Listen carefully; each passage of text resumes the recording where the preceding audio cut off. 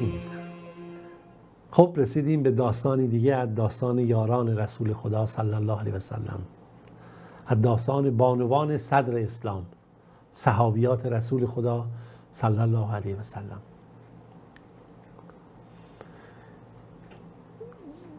برای خود من نکته خیلی مهمیه. متاسفانه ما از تاریخ صدر اسلام و شخصیت‌ها و بزرگواران اون غافلیم، به ویژه در بخش زنان. حتی برای خود منی که این قصه ها رو با هم میخونیم همه جدید و تازه هست، چرا که عمر ما به غفلت گذشت و حقیقت رو درک نکردیم. داستانی رو که امروز با هم میخوایم بخونیم داستان اسما بنت یزید ابن سکن هست. اسما بنت یزید ابن سکن انصاری رضی الله عنها. ببینیم ایشون کی هست. نگاه کنید، همون گونه که تا به حال ما سیرت گرانقدر و سراسر عطرآگین صحابی اصحاب پیامبر رو میخونیم و صحابیات و این بانوان عصر نبوت رو میخونیم، ایشون هم مثل اونها، هر یکی از اینها الگویی هست، هر کدوم از اینها اسطوره‌ای هست، یکی از یکی بهتر، یکی از یکی قوی‌تر، یکی از یکی توانمندتر. همه اینها در تاریخ بشر این داستانها جاودان هست برای اهل ایمان و خیر و برکت. بله، ایشون هم جزو سابقینی است که اولینی از انصار که توسط مصعب ابن عمیر سفیر پیامبر خدا صلی الله علیه و سلم، مصعب خیر، در مدینه ایمان آورد. چرا که خانه های انصار در مدینه جزو بهترین خانه ها بود و این هم از خانواده و خانه قبیله بنی عبدالاشهل هست، قوم صحابی بزرگوار سعد ابن معاذ رضی الله عنه، صحابی که اسلامش برکت و خیر بود برای خودش و قوم خودش.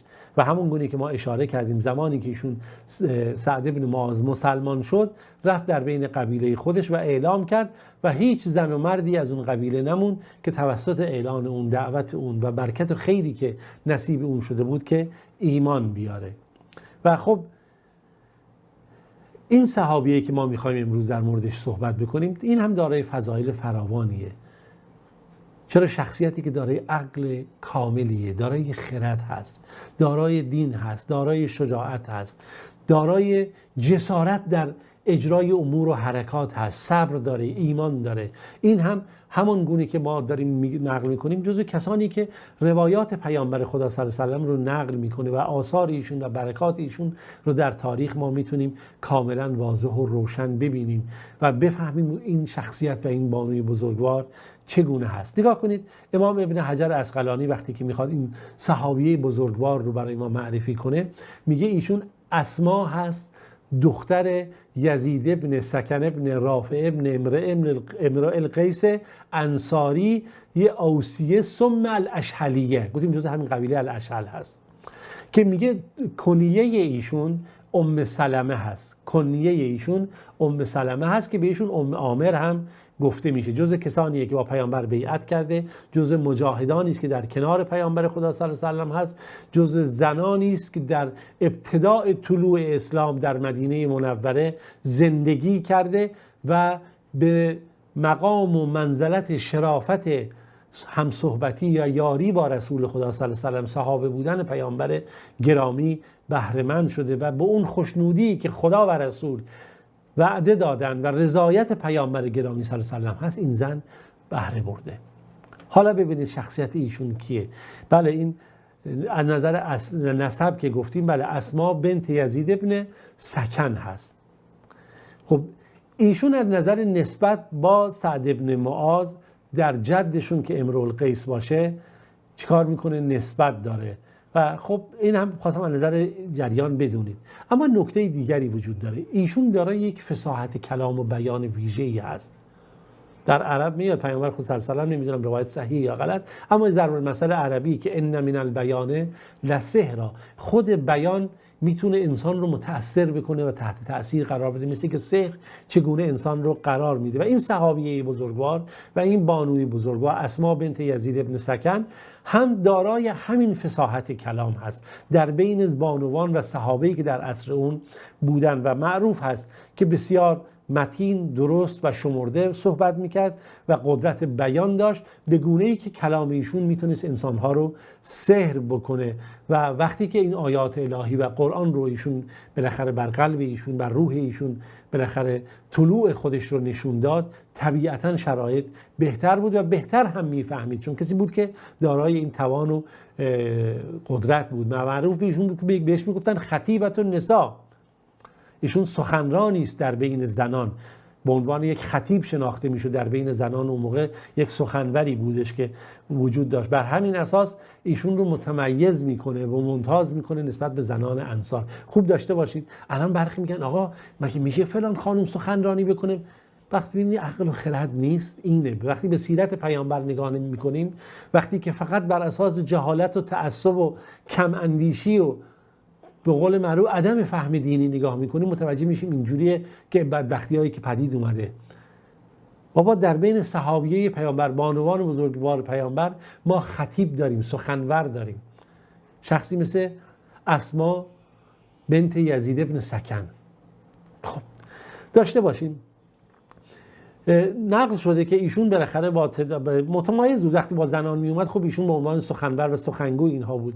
با یک هیئتی از زنان اومدن پیش رسول خدا صلی الله علیه و سلم و خب سخنان پیامبر رو شنیدن، با پیامبر بیعت کردند و خب ایشون هم صحبت کرد و پیامبر خدا صلی الله علیه و سلم هم یک خطبه ای رو خوند که این خطبهش این اصطلاحاً وقتی گروهی می اومده هیئتی، یک کسی بلند میشد صحبت میکرد که این رو میگن خطبه، یعنی یک سخنرانی بلیغ و فصیحی کرد که نشون میده در تاریخ ادب ایشون و بلاغت ایشون و توانمندی ایشون و که چقدر از کلمات و الفاظ استفاده کرده به خوبی، که با پیامبر بالاخره این زنان بیعت کردند. صاحبان کتاب سیرت و تراجم نقل میکنن در مورد این اسما بنت یزید ابن سکن، میگن که بسیار خطبش بلیغ بود، فصیح بود و اثرگذار بود، تا آنجایی که وقتی که پیش پیامبر خدا صلی الله علیه و سلم اومد و پیامبر در بین اصحابش بود، وقتی این صحبت کرد با این گونه صحبت کرد. نیا کنید گاهی ما فکر میکنیم یک کسی خیلی زیاد صحبت کنه سخنوره. در واقع یک سخنور واقعی اونی که خیلی کم کلمات رو درست به کار ببره در جایگاه خودش و مستدل و واقع از اون حقیقت درون و روح و شفافیت و اون چه که میخواد بیان بکنه. میگه ایشون اومده مثلا نقل که قسمتی نقل میکنه، گفت به ابی و امی انت یا رسول الله، پدر و مادر من فدای شما رسول الله، انی رسول من ورایی جماعت من نساء المسلمین، من یک فرستاده‌ای هستم، یک سفیری هستم که از جانب زنان و جمعیتی از زنان مسلمان اومدیم. خب این جماعت زنان مسلمان چرا امروز جامعه ما به این مبتلا شده؟ نمیدونم. کلهن یقولن، همه اونها اون چه رو میگن که من میگم، یعنی پدر مادرمون فدای شما، و علا مثل رأیی، و همشون هم نظرشون مثل من هست. ان الله تعالی بعثک الی الرجال و النساء، خدا تو رو مبعوث کرده برای مردان و زنان. فآمنا بک، پس ما حق داریم دیگه، خدا تو برای مرد و زن فرستاده، پس ما به تو ایمان آوردیم. و تبعناک، و از تو پیروی کردیم. و نحن معاشر النساء، و ما زنان، ما جمعیت زنان، خوب دقت کنید خیلی جالب میگه، مقصورات مخدرات قواعد البیوت، ما بالاخره در خونه هستیم، پایه های اساس خونه هستیم، حفظ و پناه خونه هستیم و حجاب خودمون رو حفظ داریم و مواد شهوات الرجال. بالاخره ما در موقعیت هستیم برای همسران خودمون غرایز اونها رو میتونیم برآورده بکنیم، سبب آرامش اونها بشیم، حاملات اولادهم، فرزندان اونها رو میتونیم باردار بشیم و به دنیا بیاریم. و اما خیلی نکته خیلی زیبا داشته باشید، و ان الرجال فضلوا بالجمعه والجماعات و شهود الجنائز والجهاد فی سبیل الله، اما مردان یه سری فضایل شامل حالشون شده که از این نمیگه که از ما برترن. خوب نکته رو داشته باشید، میگه یه چیزهایی شامل حالشون شده که اینا بهشون پاداش بیشتری میرسه، که اینا بالاخره در جمعه و جماعت بر اونها فرض بود، بر زنها فرض نیست نبود دیگه، ولی خب زنها هم شرکت میکردن در جمعه و جماعت. اما در نماز جنازه و جهاد گفتیم زنها فقط برای مداوا میدادن، قدی قلیلی هم که خب کمک میکردن، ولی همه حضور نداشتن که واجبی که بر مردان به عنوان یک وجوب باشه. بحث وجوب شرعیه اینجا، بحث چیه؟ وجوب شرعی، دچار اشتباه نشید. بالاخره اینا اینجوری ان و اذا خرجوا الی الجهاد حفظنا لهم اموالهم، وقتی اینها به جهاد میرن ما مال و داراییشون رو حفظ میکنیم. و ربینا اولادهم، فرزندانشون رو پرورش میدیم. افنشارکهم فی الاجر یا رسول الله. نکته اینجاست. خب میدونید جهاد قله ایمانه، جهاد قله ایمانه. و بس بعضی از این موارد که اشاره شد که همه جز واجبات برای مردان است، ولی ما تو خونه داریم خونهشون رو حفظ کردیم، زندگیشون و تربیت فرزندانشون رو. بالاخره هم که ما نمیتونیم تو جهاد بریم، تعداد محدودی معمولا زنها میرفتن. آیا ما هم این فضیلتی که خدا به این مردم میده به ما هم خواهد داد؟ خیلی زیباست. میگه فالتفت رسول الله صلی الله علیه و سلم به وجهی الی اصحابه. پیامبر برگشت به یارانش نگاه کرد و قال سمعت مقال امرأتین. آیا دیدید سخنرانی این زن رو؟ احسن سؤالا، که چه سؤال خوبی کرد. عن دینها من هذه، از حقیقت دین خودش. فهمیدید این چی گفته؟ خیلی عجیبه. بعد پیامبر باز رو به زنان کرد. صحنه رو داشته باشید، این تصاویر رو من نمیدونم چجوری ما میتونیم به تصویر بکشیم. بعد گفت که انصرفی یا اسما برگرد و اعلمی و خبر بده من ورائک من النساء، اون زنهایی که تو به نمایندگی از اونها اومدن، ان حسن تبعل احداکن لزوجها، اینی که شما بتونید خانوادگی خوبی فراهم بکنید و همسرداری خوبی داشته باشید که به تعاقب مرد هم باید این گونه باشه. حالا ما خوندیم در زندگی صحابه که حتی گاهی وقتی زن و مرد نتونن حسن داشتن جدا هم شدن از هم دیگه.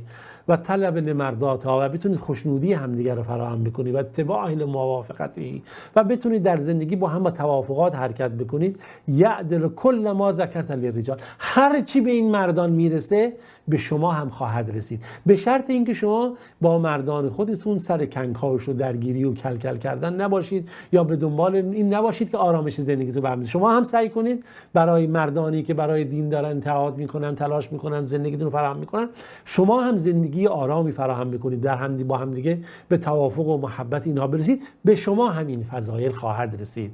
میگه فانصرفت اسما برگشت و هی تحلل و تکبر لا اله الا الله، میگفت الله اکبر، میگفت استبشارا به ما قال رسول الله صلی الله علیه و سلم، به این چیزی که پیامبر خدا صلی الله علیه و سلم به ایشون بشارت داده بود، البته با روایت‌های متعددی که در این مورد نقل شده. خب تا جلسه دیگه شما عزیزان رو به خدای بزرگ میسپارم تا بتونیم ادامه داستان رو با هم بخونیم. خداوند یار و نگهدارتون باشه.